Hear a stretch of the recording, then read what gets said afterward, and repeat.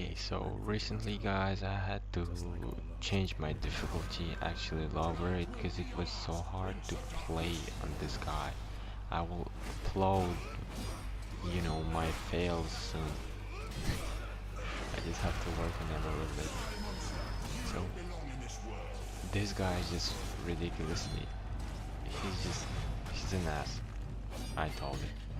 Now you're shooting your arrows and you're flying away like a real man. Yeah. Oh my god, that was close. No way. No way. Okay, let's go again. Come on. Stop blocking. Oh my god. I'm getting a little bit nervous because I'm attacking with... Yeah, I think I should back up for a while.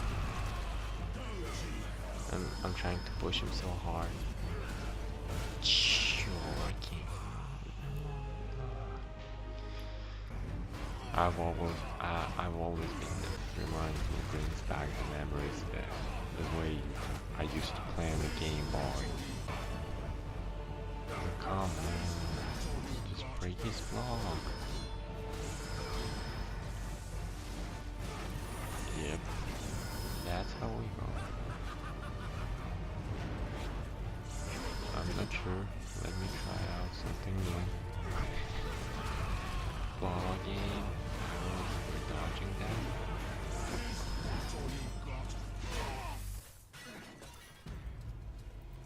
So this is it guys for today. Hope you guys enjoyed. There's a long mind-blowing cutscene ahead. Don't forget to like, comment and subscribe. Peace. Christus ab omni malo te defendat, maledictiat excommunicati daimones, in virtute istorum factorum Dei I was nominum. like you once.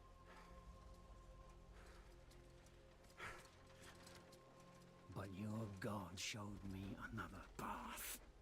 Messias, Emmanuel, Soter, Sabaoth, Etios, Inkyros, Athanatos, Jehovah, Adonai. That's why the power of your God cannot destroy. Because I am his chosen one. Et ab omni locuitur. Ubi fuerunt haec nomina et digna Dei. Praecipimus vobis, at quae legamus vos ut non habeatus. Utestatum per pestem, nec per aliquod. Quod eamque maleficium nocere e incantationem neque in anima nec in corpore.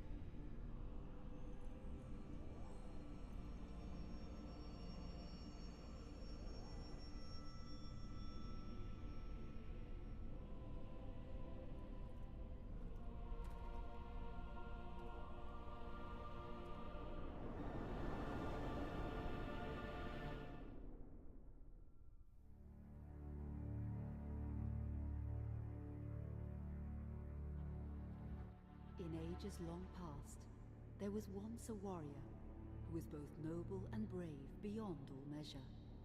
His deeds of heroism and skill in combat were legend. His name was whispered within the hallowed halls of men for countless generations. Yet now his name is lost. Lost in the mists of time forever. It is said that destiny delights in the misfortunes of men, and so it proved true for Gabriel Belmont. For even after defeating the Lords of Shadow and ending their reign of terror, His soul was consumed by the very darkness that he sought to destroy, as that ancient prophecy foretold. Whomsoever defeats the Lords of Shadow will sit upon their throne to rule as the Prince of Darkness. But before fate had played its hand, and unknown to Gabriel, his beloved wife Marie conceived a son by him. The Brotherhood of Light warned her of that ancient prophecy and the terrible fate which lay before her husband.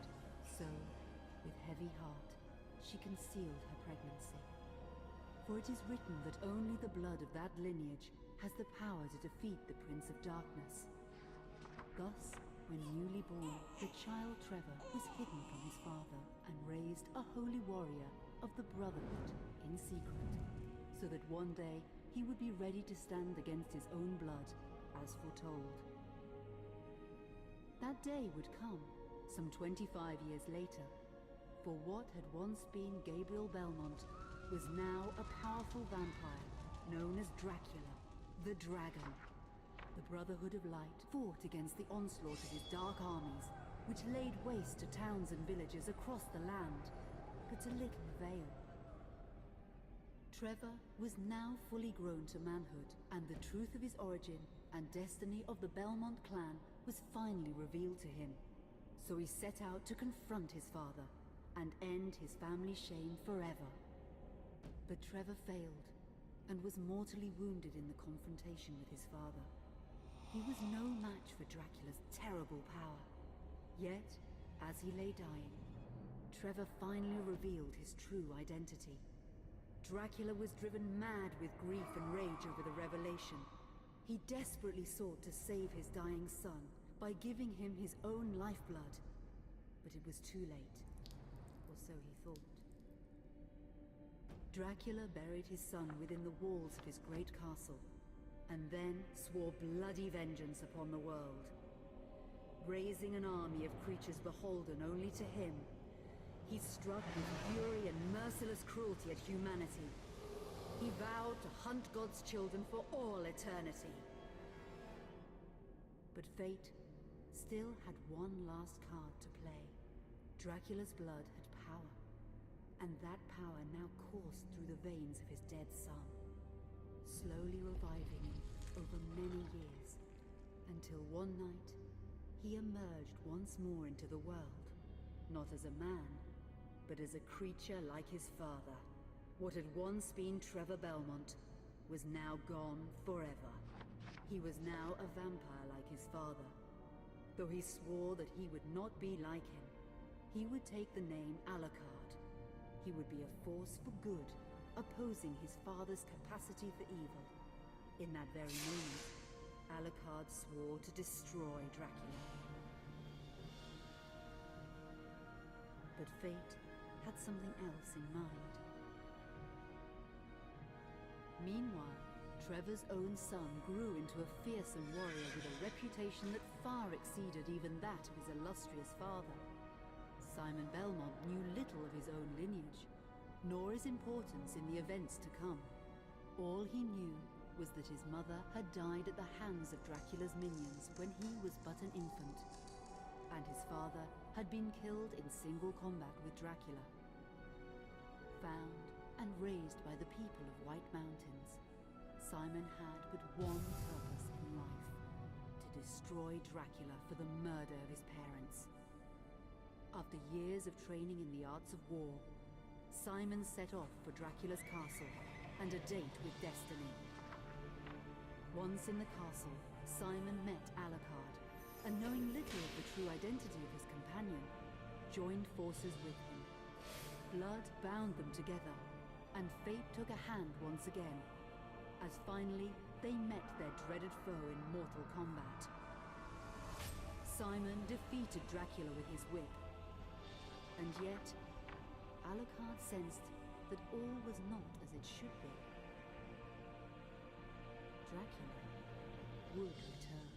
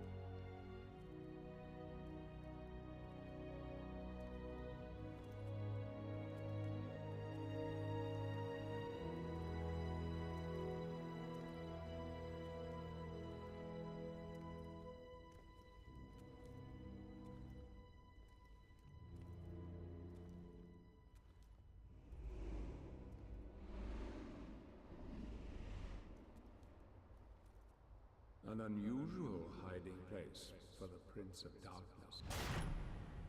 Don't you think? Zobek, where have you been all this time?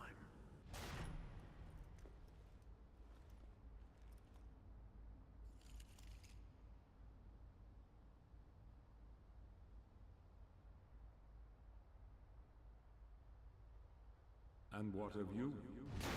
Why have you been hiding all this time? Gabriel. Don't you dare call me that. Isint Dracul.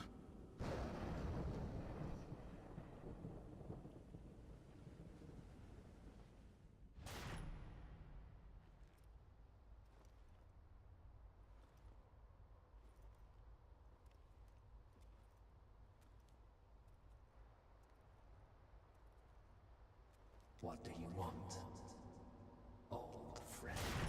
Satan's acolytes are readying for his imminent return. Help me stop him. Or you and I will become his favorite pets. For all eternity.